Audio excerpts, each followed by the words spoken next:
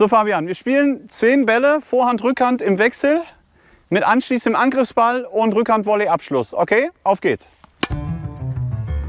1, 2, 3, 4, 5, sehr gut. 6, 7, 8, 9, 10, Angriff, durchrücken, Rückhand-Volley, Abschluss und Winkelhalbierende verlassen. Und Karl. Karl! Karl, was ist los? Karl, wieder einen Einsatz verpasst. Mensch, mach doch nicht mal so viel Unfug da hinten. Immer das Gleiche mit euch. Das, was ihr gerade gesehen habt, passiert leider noch auf viel zu häufigen Tennisplätzen, nämlich ein sogenanntes Kolonnentraining. Erst einmal bedanke ich mich bei unseren beiden Schauspielern, Karl und David. Die haben das sehr gut gemacht, denn die haben euch nämlich gerade ein Negativbeispiel gezeigt. So sollte euer Training natürlich nicht aussehen. Und was haben wir da gerade gesehen? Es geht jetzt in diesem Video um die optimale Belastungssteuerung. Wir haben eine klassische Technik-Erwerbsübung gesehen und wir haben gesehen, dass zwei Spieler einfach völlig unbeschäftigt sind. Und das ist was, das solltet ihr in eurem Tennistraining absolut vermeiden. Stillstand hilft keinem weiter und jede Sekunde, die eure Schüler während der Trainingsübung stehen und nichts tun, ist verschenkte Zeit. Deswegen sollten wir oder versuche ich euch in diesem Video jetzt einige Dinge an die Hand zu geben, einige Tipps und Tricks zu zeigen, wie ihr genau das vermeiden könnt. Dass euer Training abwechslungsreich wird, unterhaltsam, Spaß macht, dass die Kids aus dem Training rausgehen, Bock haben und dass sich viel bewegt wird. Also, das alles seht ihr jetzt in diesem Video. Viel Spaß!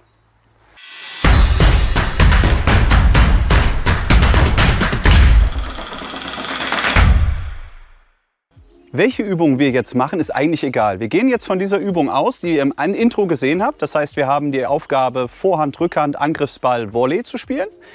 Und egal welches Alter, egal welche Spielklasse, wenn ihr so ein Training macht, kein Stillstand. Wie ihr das Ganze jetzt einfach umändern könnt, dass mehr Bewegung ist, zeige ich euch jetzt. Hier ist mein Tipp Nummer 1. Tipp Nummer 1 ist, achtet auf die Anzahl eurer Schläge.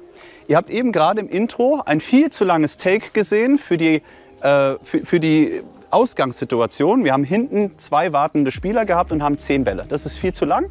Jetzt reduzieren wir die Anzahl der Schläge und dann werdet ihr sehen, verringert sich die Wartezeit für die anderen Spieler schon enorm. Ich spreche hier von einer 8-Sekunden-Regel.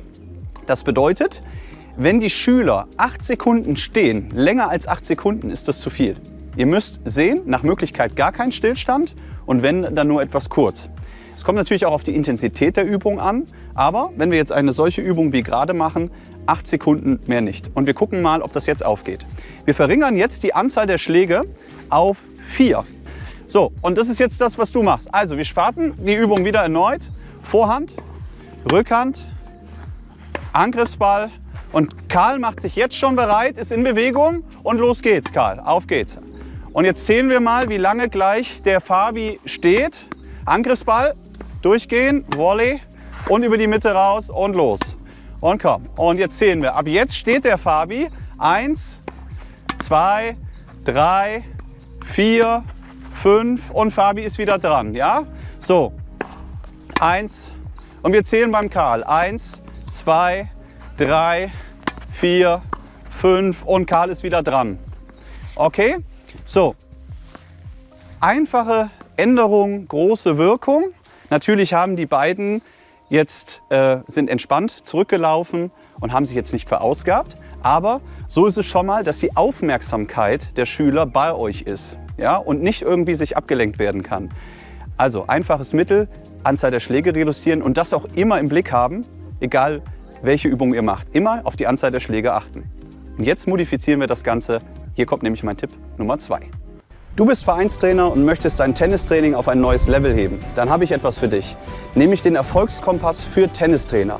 Mein eigenes Buch, was in Kürze für euch verfügbar ist oder es zum Zeitpunkt des Videos schon verfügbar ist. Was ich dir in diesem Buch zeige, ist ein großer theoretischer Teil mit ganz, ganz viel Herz, mit ganz, ganz vielen Geschichten zum Lachen und Weinen aus meinem Leben als angehender Tennisprofi, aber auch als langjähriger Vereinstrainer und Trainerausbilder. Im praktischen Teil habt ihr 250 Videos plus weitere Bonusübungen, Variationen jeglicher Spielklassen für euer Vereinstraining sofort als Video verfügbar. Und das bringt dein Vereinstraining auf ein neues Level. Ich verspreche es dir, also hol dir ein Exemplar und dann sehen wir uns im Erfolgskompass für Tennistrainer.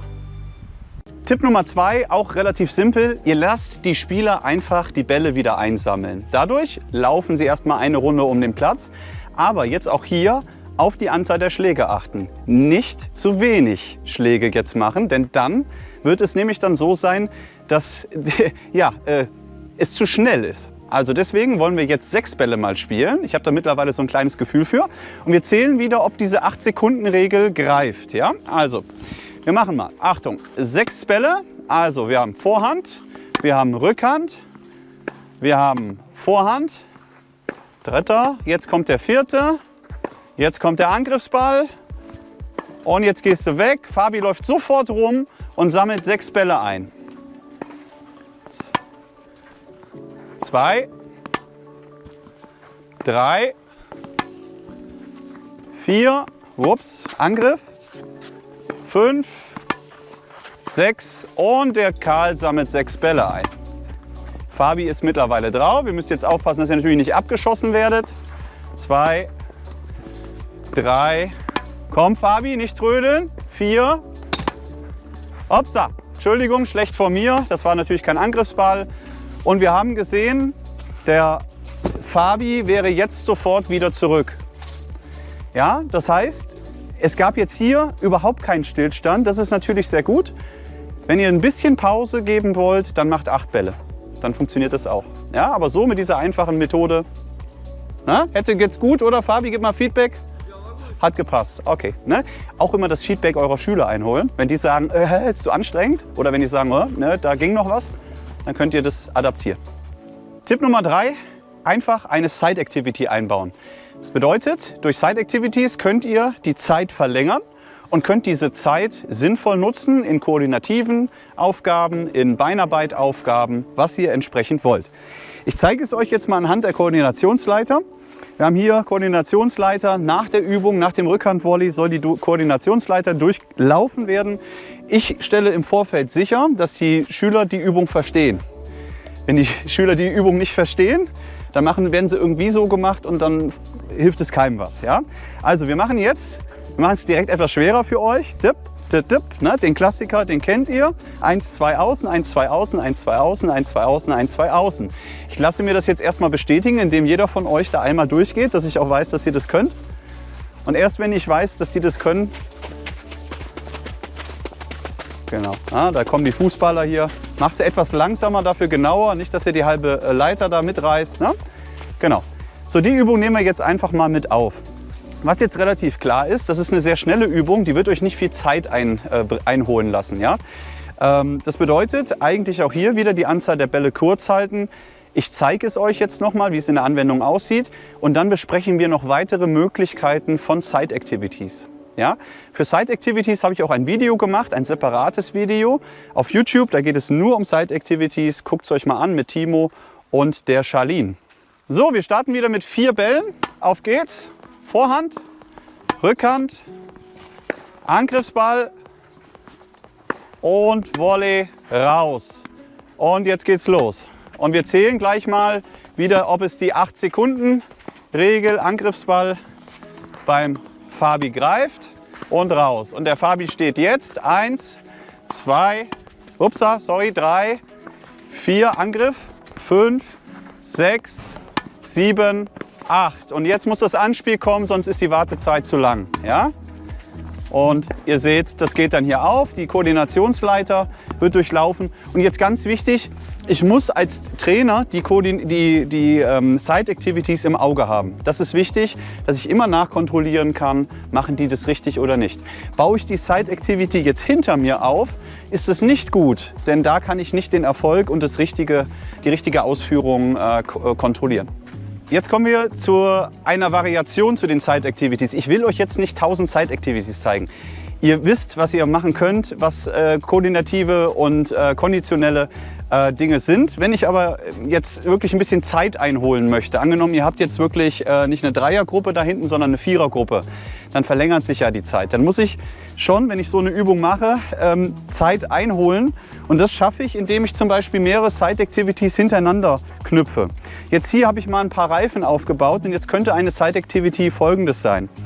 Ich gehe mit dem rechten Fuß hier rein und mache jetzt Sprünge von A nach B, halte und dann werdet ihr sehen, durch das Halten geht jetzt natürlich auch schon wieder viel Zeit verloren.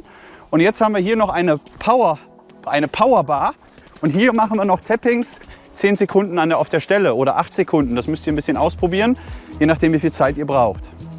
Okay, ich lasse euch das jetzt nicht alles nochmal machen. Wir schauen es uns direkt in der Anwendung an und dann gucken wir mal, ob die 8-Sekunden-Regel wieder passt. Sehr wahrscheinlich wird sie passen. Wir machen es mit 4 Schlägen. Ich habe gerade noch mal drüber nachgedacht, wir machen doch 6 Bälle, weil wir wollen ja jetzt etwas mehr Zeit rausholen. Das heißt, 6 Bälle wird deutlich besser sein. Also 6 Bälle. Wir gucken dann wieder, ob die 8-Sekunden-Regel eingehalten wird.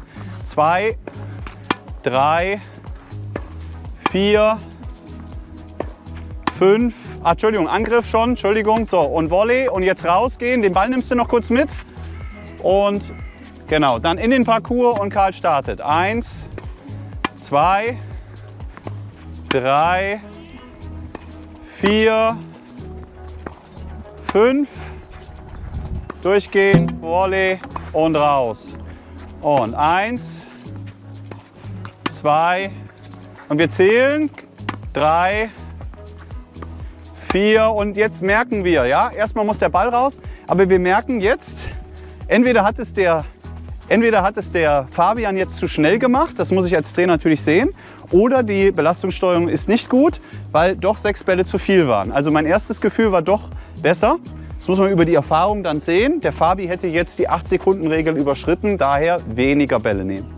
Die Jungs und ich sind noch nicht fertig, denn wir haben noch viele weitere Tipps für euch. Diese erfahrt ihr im kompletten Video. Dieses erhaltet ihr auf tennistraining-online.com. Und nicht verpassen auch meinen Erfolgskompass für Tennistrainer. Da gibt es weitere wichtige Tipps für euer Tennistraining. Also viel Spaß und wir sehen uns auf der Plattform.